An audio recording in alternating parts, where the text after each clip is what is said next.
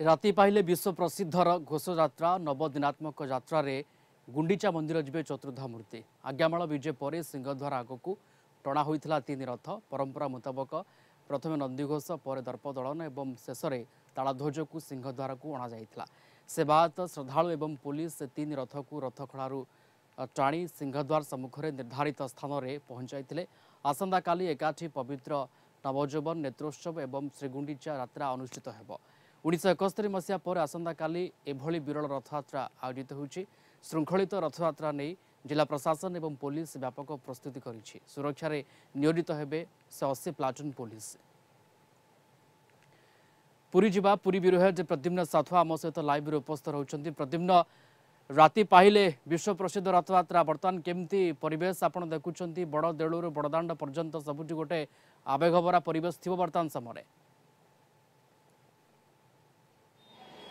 निश्चित संपूर्ण भाव आवेग भरा परिवेश आध्यात्मिक परिवेश आम पूरा दृश्य देखा चाहबू।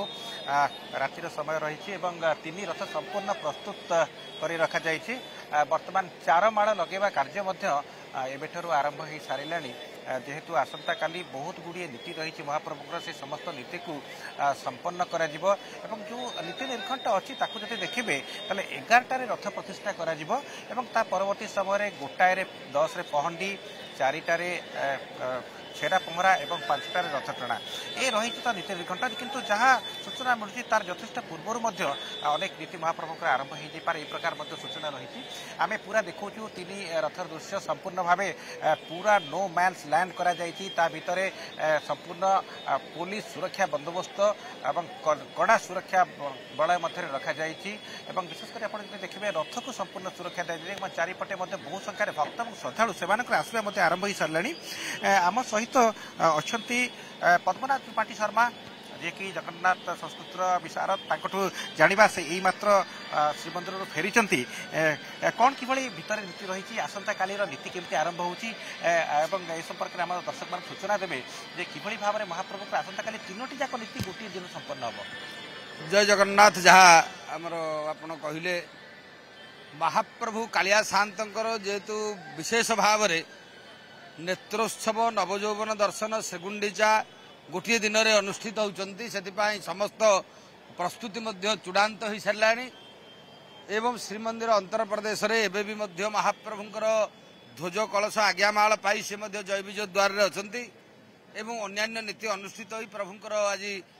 पौड़ कार्यक्रम अनुष्ठित हो एवं तापर जहाँकि प्रभुंकर पुनर्बार पुणी नीति आरंभ हो रात्र 2टारू। तेणु विशेष भाव में जेहेतु आज नीति महाप्रभुंकर त्वरान्वित भाव में चली ठाकुर कृपारू कारण ये असंभव प्रकार नीति हम कौन कहीं विश्वास करें ना। महाप्रभुंकर जो प्रकार नीति वर्तमान अच्छा त्वरान्वित गति जहाँ पूर्व निर्धारित करा महाप्रभुंकर काली जेहेतु स्वतंत्र भाव में राति 2टारू मंगल आरती अवकाश पर महाप्रभु दशावतार पट्टी विग्रह अपसारित होता एवं सी रात्र 3टा सुधा आहुचंती नीति बढ़ियो बोली जहाँ निर्धारित होती यथेष्ट पूर्वर हो पारे एवं सकाल सुधा महाप्रभुंकर विशेष भाव में सूर्य पूजा द्वारपाल पूजा इत्यादि नीति एवं जात्रांगी स्नान जेहेतु यात्रा रही रथयात्रा जात्रांगी स्नान नेत्रोत्सव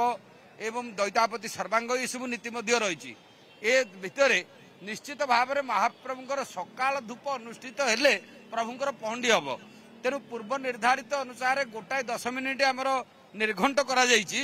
तथापि जहाँ आशा करा जाउछि महाप्रभुंकर कृपारू यथेष्ट पूर्वर हुए तो 10टा 11टा सुधा पहंडी हो पारे कारण जगन्नाथ कृपा कले सब हो संभव। तेणु से जना पड़ुंट महाप्रभु तांकर नीति से त्वरान्वित निजे कृपा करुँच। तेणु निश्चित भाव में भक्त माने आनंद रे बड़ दाण्डे प्रभु को नवजौवन दर्शन करेंगे वर्ष कारण श्रीमंदिर को कहीं जीवे ना जेहेतु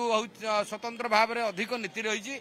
तेणु बड़दाण्ड को महाप्रभु यथाशीघ्र आसबू बोली आम आशा करुचु। तेणु नीति चूड़ांत पर्यायर प्रभुंकर चली श्रृंखलित भाव में भी चली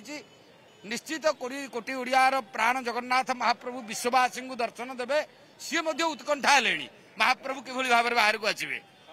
में आम देखुचु आग्रह उत्साह उत्कंठा जो भाव में पंडित कहते वर्तमान जे समस्त कार्य महाप्रभुंकर त्वरान्वित बेगर चली पद्मनाभ त्रिपाठी शर्मा जहाँ वर्तमान से कहते नीति जो भाई चली आशा करा आसंता काली आम जहाँ बिल्कुल समस्त नीतिकांति कौन वर्तमान समय चली आसंता काली केमती नीतिकांति रही भाव गोटे विरल दृश्य आम देखा पाइबा अर्थात गोटे दिन में श्रीगुंडीचा यात्रा नवजौवन दर्शन नेत्रोत्सव ए समस्त कथा को लेकिन बर्तमान भक्त श्रद्धालु